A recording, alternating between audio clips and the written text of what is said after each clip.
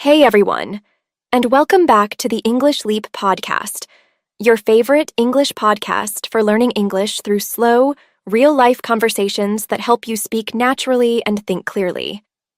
I'm Erin. And I'm Evan. And today, this episode, it's not just about English. It's about life. It's about that invisible wall we all build around ourselves, the one we call our comfort zone. Let's be honest. Most of us are waiting to finally lose the weight, to start over, to speak English fluently, to change, but not taking the first step. Exactly. And here's the truth nobody likes to say out loud. Your comfort zone is the prison where your potential goes to sleep. Whew. I felt that. Because this is a much-needed episode. If you've ever said, someday, or felt stuck, then maybe it's not motivation you need. Maybe it's the courage to do the thing that scares you a little bit. So today, we're sharing the real story of what happens when you quit your comfort zone, what it actually feels like, how it shakes you, and how it transforms you.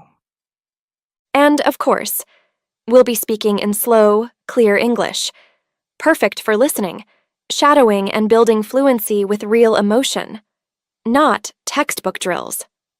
Oh, and stay till the end for our vocabulary breakdown, where our lovely Crystal will slow things down and guide you through 10 to 12 powerful words and expressions we secretly introduce during the episode. It's our favorite trick here at the English Leap podcast, teaching real, natural English without making it feel like school. Basically, we're pulling you out of your comfort zone, and you didn't even notice. Haha, yep, learning English while leveling up your mindset? That's our sweet spot. So if you're ready to stop making excuses, speak English with confidence, and finally do that thing you've been putting off for way too long. Grab your headphones, take a breath. It's time to leave your comfort zone and step into the life that's waiting for you. You know what's crazy? Most of us don't even realize we're inside a comfort zone until something goes wrong. Like, life feels okay, not bad, not amazing, just neutral. And you tell yourself, it's fine. But deep down, you're slowly shrinking. Yep, comfort zones don't feel like a trap because they're comfortable. But that's exactly the problem. We stay in jobs we don't like, relationships that don't grow, routines that don't challenge us, all because we don't want to feel discomfort. But guess what? That same comfort is quietly stealing your potential. I remember when I realized mine. I was waking up, going through the same day over and over. Eat, work, scroll, sleep. I wasn't unhappy, but I wasn't alive either. It was like being stuck on autopilot. And that feeling? That quiet frustration? That's the alarm bell telling you, it's time. Exactly. Mine hit during a weight gain phase. I kept telling myself, I'll get back in shape later. But later never came. And each time I avoided doing something hard, like going for a run or saying no to junk food, my confidence dropped. That's the thing. The longer you stay in your comfort zone, the smaller your self-belief becomes. So true. And that leads us right into what we're going to share today.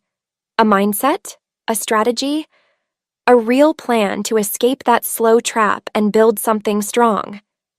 We're going to break it all down. But here's the core idea. Change doesn't need to be a giant leap. It just needs to be consistent. And science says that doing something for 21 days starts forming a habit. So, if you break your transformation into 3 21-day blocks, that's 63 days. You don't just start something, you become someone else. I love that. And let's be clear, this isn't just for people trying to lose weight. This is for anyone who's trying to start something. Maybe speaking English fluently, maybe starting a business, maybe just waking up earlier. The strategy is the same. One step at a time. In the next 3 points, we're going to walk you through each 21-day phase, what to expect, what to feel, and how it worked for us. But before we move on, let's talk about the number 21. Why is it special? Because 21 days is just enough to push your brain to recognize something new, but not too long to feel overwhelming. It's like tricking your mind into building a new normal. It's long enough to stretch you, but short enough to believe in. And once you see results after 21 days, even the smallest ones, that pushes you to keep going. Compliments start coming in. Your posture changes. You look in the mirror and say, "Wait, I'm really doing this." This phase is all about momentum. You don't need to be perfect. You just need to show up.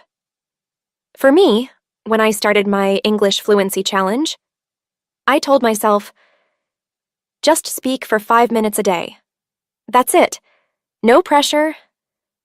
But I did it every day. And that little promise, it made me proud. Same for me with fitness. I didn't start with 5 a.m. runs or lifting heavy weights. I started by walking for 20 minutes and skipping sugar with dinner. It felt too easy. But that was the point. You build trust with yourself. And when you keep those small promises, your brain goes, maybe we can do this. But let's not sugarcoat it. The first week feels weird. You question everything. Why am I doing this? Who am I trying to be? But if you push through that, just that early resistance, you'll notice a shift by week 2. By day 15, I remember feeling lighter, not just in body, but in energy. People hadn't noticed yet, but I did. And that was enough, because I started believing I could make real change. Exactly. This stage is less about results and more about identity. You're proving to yourself that you're not someone who quits anymore. And that wraps up the first 21. But don't go anywhere, because in the next point, we're going to share what happens after the honeymoon phase, when people start to see the change. All right. So you've made it through the first 21 days. That's big.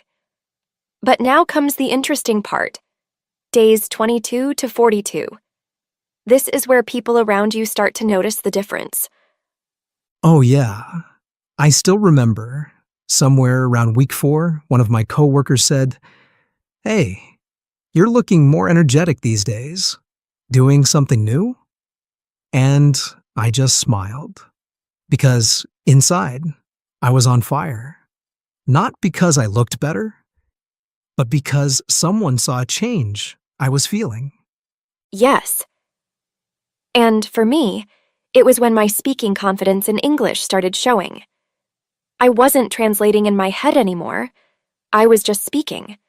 And someone in class said, "Your English is flowing better lately."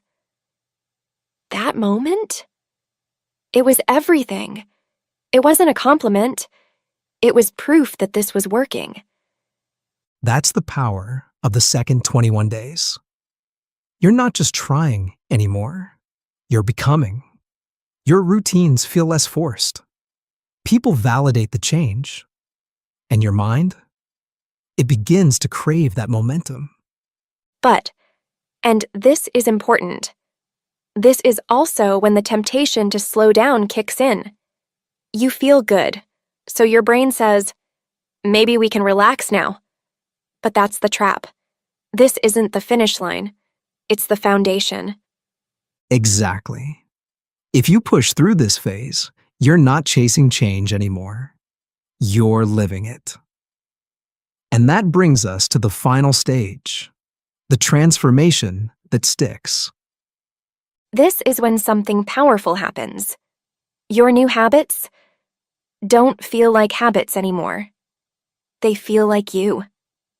You don't wake up and say, "Ugh, I need to study English." You wake up and want to do it. Right? It's not a task. It's a rhythm, a groove.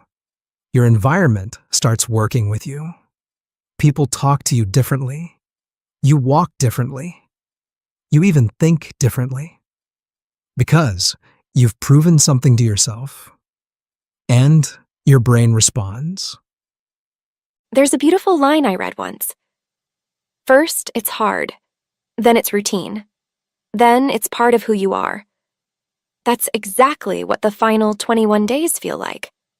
Not dramatic, not loud, just peaceful, powerful consistency. And I'll tell you this, during this phase, the most surprising thing happened. I started helping other people. A colleague asked me for fitness tips. A friend asked how I was staying consistent. And I realized I had become the kind of person I used to look up to. Wow, I love that.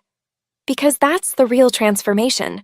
Not just changing your habits, but expanding your identity. Your brain gets rewired. Your comfort zone isn't the old you anymore. It's the new you. Let's pause here, because this last point, it's the heart of the entire journey. You didn't just quit your comfort zone, you built a mind that follows through. A mind that doesn't wait for motivation. It moves with momentum. Exactly. You've trained your brain to trust you, to show up, even when it's hard, even when nobody's clapping. And that trust, that's everything. And here's what's beautiful. Somewhere along the way, without even noticing, you've built an identity. You've created a new normal. And this new life, it becomes your new comfort zone. But this time, it's a comfort zone you earned.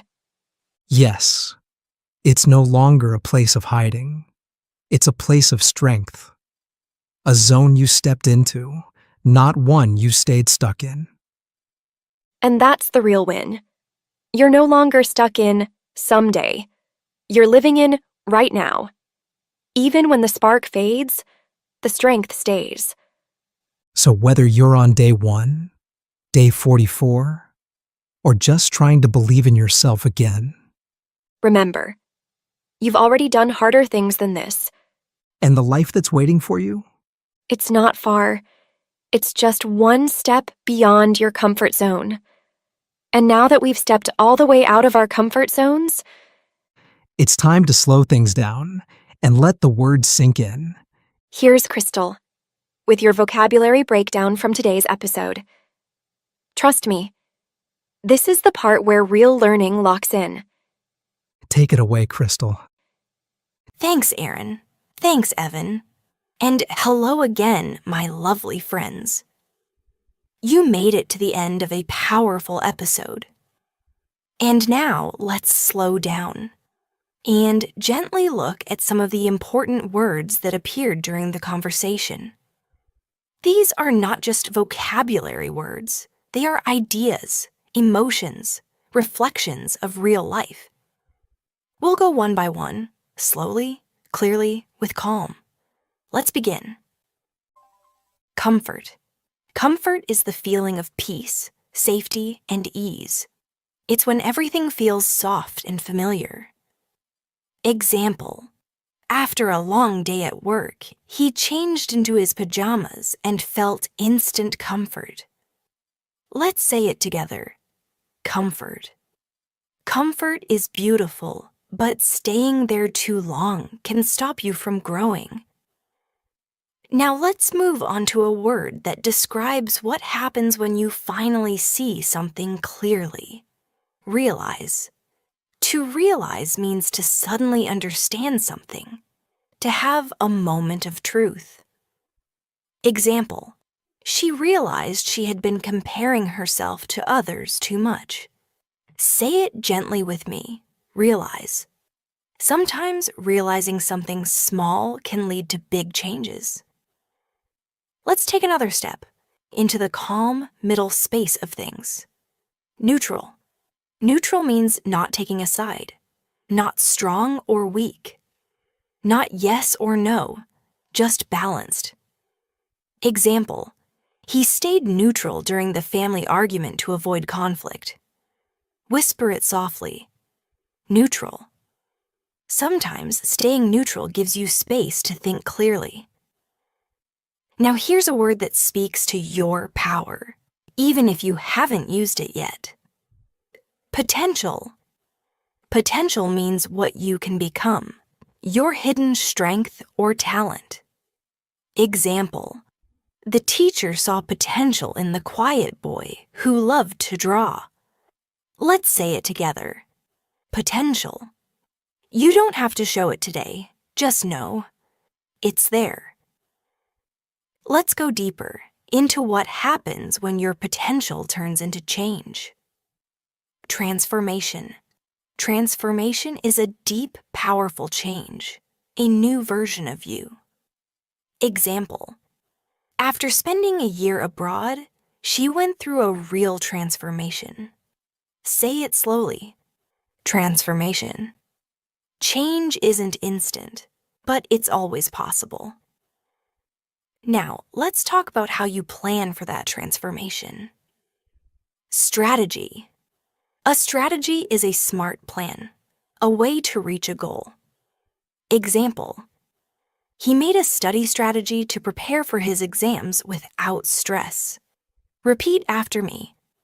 Strategy. Without a strategy, even big dreams can feel confusing. Next, let's look at the word that means to see things as they really are.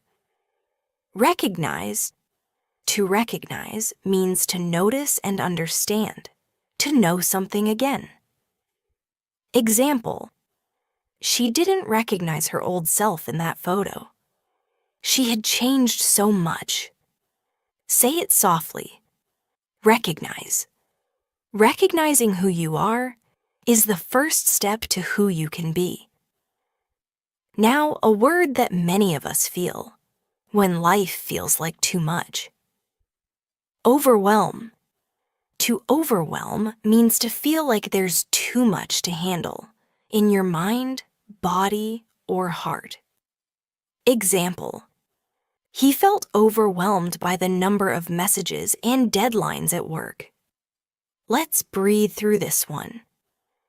Overwhelm. It's okay to pause. You don't need to do it all at once.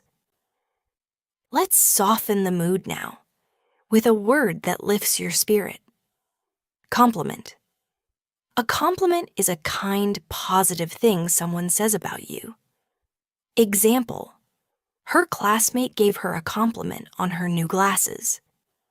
Say it warmly. Compliment. A small compliment can bring a big smile. And finally, let's talk about a big, beautiful word. Identity. Identity is who you are, your values, your personality, your story.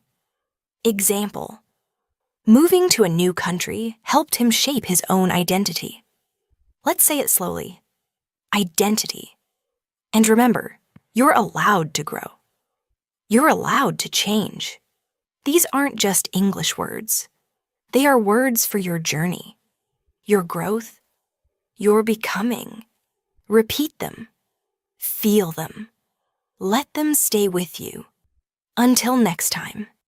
I'm Crystal, and I'll be right here, cheering you on every gentle step of the way. Thank you, Crystal. And thank you for joining us today. We hope this episode gave you something real to hold on to. Take care of yourself and keep stepping forward. We'll see you in the next one.